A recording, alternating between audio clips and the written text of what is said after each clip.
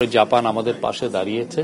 আজকে জাপানি prime minister Shigeru ইশিকাওয়ার সাথে আমাদের চিফ অ্যাডভাইজার প্রফেসর মোহাম্মদ ইউনুসের একটা খুবই সৌহার্দ্যপূর্ণ মিটিং হলো। $418 মিলিয়ন হচ্ছে বাজেটারি সাপোর্ট, এটা ওরা বলছে হলো ডেভেলপমেন্ট পলিসি লোন ওরা দিচ্ছে। আর হচ্ছে ঈশ্বরদী, জয়দেবপুর টু ঈশ্বরদী, এটা খুবই আমাদের ইম্পর্টেন্ট একটা রেলওয়ে লাইন। আরো ওরা স্টুডেন্ট স্কলারশিপ এর জন্য আরো $4.2 মিলিয়ন। আমরা ওদের কাছ থেকে পাচ্ছি হচ্ছে 1.063, মানে $1 বিলিয়ন একটু বেশি আমরা ওদের কাছে পাচ্ছি। ফলে আমাদের আসলে এখন যে ইকোনমিক যে আমরা যে রিকভারির মধ্যে আছি, সেই রিকভারিতে এটা হেল্প করবে আমাদের। আর অন্যান্য অনেক বিষয় নিয়ে আলাপ হয়েছে। জাপান বাংলাদেশের সাথে তার বন্ধুত্ব আবার জানিয়েছে, সে তার সাথে আরো আমাদের সাথে নিবিড় বন্ধুত্ব করতে চায়। বাংলাদেশের আজকে মিটিং এ 30 মিনিটের বেশি মিটিং এ বাংলাদেশকে 5টা নেভিকে 5টা পেট্রোল বোট দিচ্ছে। তারপরে হচ্ছে আপনারা জানেন যে সাইকেল তৈরি করার জন্য ওইখানে আপনার 6টা এমওইউ হয়েছে। একটা হচ্ছে যে খুবই ইম্পর্টেন্ট সাইকেল, এটা হচ্ছে ইলেকট্রিক সাইকেল তৈরি করার জন্য একটা ফ্যাক্টরি স্থাপন করা হচ্ছে।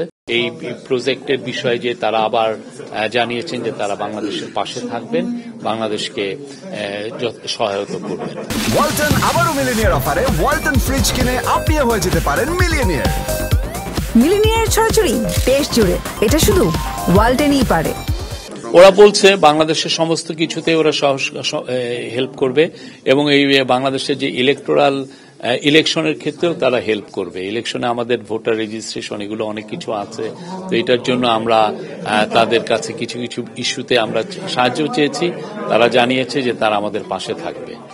প্রবাসী বাংলাদেশিদের কাছ থেকে, বিশেষ করে জাপানিদের কাছ থেকে উনি অনেক কথা শুনলেন। তাদের অনেক বক্তব্য ছিল, উনি প্রত্যেকটা কথাই শুনেছেন, অনেকে তাকে লিখিতও জানিয়েছেন। তো আমরা প্রবাসীদেরকে আপনারা শুনেছেন উনি কি বলেছেন। তো আমরা মনে করছি যে প্রবাসীরা they will play big role, because আমরা বাংলাদেশ থেকে 1 লক্ষ বাংলাদেশিকে জাপানে রিক্রুটমেন্ট, মানে জাপানের আমরা জব অপরচুনিটি তৈরি করার চেষ্টা করছি।